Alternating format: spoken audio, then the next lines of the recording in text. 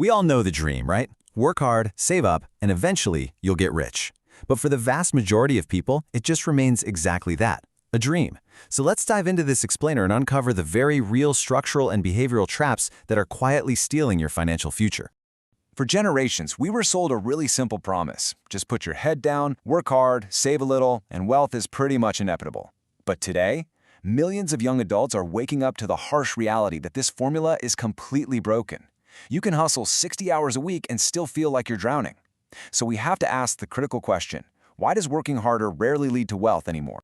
Well, the reality is that we're playing a game that's structurally so much harder than it was for previous generations. The old expectation was always that hard work equaled wealth. But the reality we face now, stagnant wages on one side and absolutely exploding asset prices on the other. The gap between what we actually produce and what we take home in our paychecks has just skyrocketed. To put this macro problem into perspective, just look at the massive shift between 1979 and 2019. Over that 4-decade span, cumulative net productivity in the economy grew by nearly 60%, but the real compensation growth for the typical worker, it barely nudged forward, growing just 15.8%. Our economy became incredibly efficient, but typical pay stayed relatively flat, completely detaching your hard work from your actual compensation. And it all really boils down to one single number, $9. If we just had simply kept up with productivity growth since the late 70s, the median worker today would be making about $9 more per hour. Think about what that means for you over a 40-hour work week, over a year, or over a decade.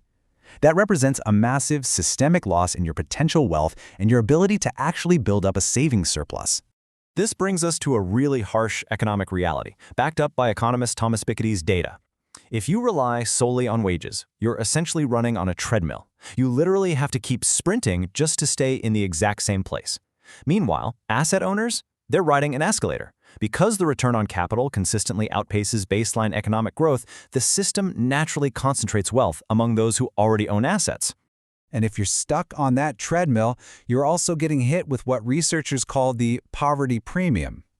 It's a systemic tax on illiquidity, which basically means not having cash on hand. It makes basic survival and everyday transactions relatively more expensive for lower-income households. It creates this vicious cycle where just trying to survive extracts whatever tiny bit of savings you might have scraped together. To understand the sheer scale of this premium, think about a basic household chore. If you can't afford a washing machine up front and have to rely on a laundromat, the cost of washing your clothes over time is staggering. We're talking roughly 2,561% higher. It is incredibly expensive to be poor, and this dynamic just constantly drains your financial reserves. Then add in the massive institutional cost pressures. From 2001 to 2021, college tuition shot up 62%, way past the 39% general inflation rate. So we have an entire generation starting out burdened by student loans, heavily restricting their early asset accumulation. And when emergencies inevitably hit, people rely on credit cards and payday loans, sometimes with mind-blowing interest rates of 150 to 450%, just to stay afloat. Section 1. The Saboteur Within. The psychology of money. Because once we understand those external barriers, we have to look in the mirror. A massive part of our internal sabotage comes down to a cognitive bias called hyperbolic discounting, or present bias. This is our brain's tendency to disproportionately weight immediate gratification over long-term consequences. Basically, the thrill of buying something today completely derails our logical financial plans for tomorrow. The data behind this is absolutely fascinating. In a study looking at manufacturing workers in Bottom, researchers found that the emotional desire for immediate satisfaction, that present bias, was the strongest driver pushing people into consumer debt, with a 0.387 impact score. It literally outweighed overconfidence. We are borrowing against our own future because our brains just want that dopamine hit right now. And when you combine that present bias with, say, a raise or promotion at work, you trigger lifestyle creep. This is when you allow your discretionary spending and lifestyle upgrades to totally outpace your income growth. Instead of saving that extra cash, you use debt to fund an expanding lifestyle, and your savings account just becomes a shock absorber for your daily spending habits. This creates a really stark divide in our society. On one side, you have the fake rich, or under-accumulators of wealth. They're using high-interest debt to chase loud luxury and status symbols just to look the part. On the other side, you've got the quiet wealthy, the prodigious accumulators. They don't care about impressing the neighbors. They prioritize peace of mind, financial independence, and simply sleeping well at night. There's a brilliant quote that hits the nail on the head here. Wealth is hidden as it's money not spent. Wealth is an option not yet taken. Real wealth isn't the fancy car in your driveway or the designer clothes you post online. As the psychology of money teaches us, having options is real wealth, and that requires fighting the urge to spend today so you actually have freedom tomorrow. Section 2. The Rulebook for Winning. Becoming a Prodigious Accumulator. So how do we actually break free from the macroeconomic treadmill and our own bad habits? Researchers Thomas J. Stanley and William D. Denko give us a concrete mathematical blueprint called the Wealth Benchmark Formula.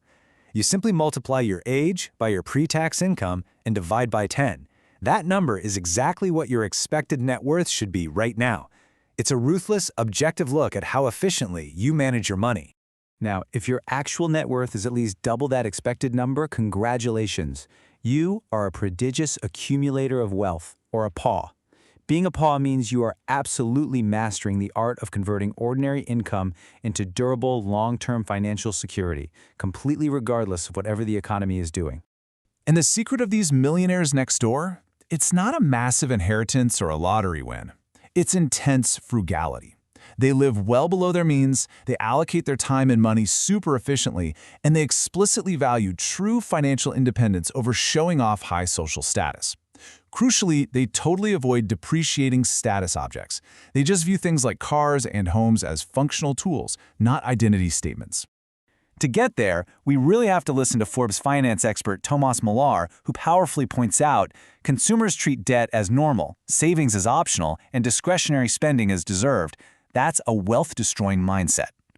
We have to completely rewire how we think about money and stop treating discretionary luxury like it's a fundamental right. You have to engineer your own freedom using a ruthless financial hierarchy. First, aggressively pay down your high-interest debt. Only when that's done can you build up your emergency cash reserves so a sudden crisis doesn't throw you back into the hole.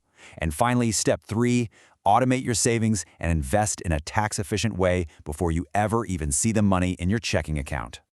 I want to leave you with this incredibly provocative thought from author Morgan Housel to close out this explainer. Saving is the gap between your ego and your income. The macroeconomic game might be rigged, and your brain might constantly crave immediate gratification, but the ultimate choice is still yours. Are you willing to lower your ego today to guarantee your ultimate financial freedom tomorrow? Think about that. Thanks for joining me on this explainer.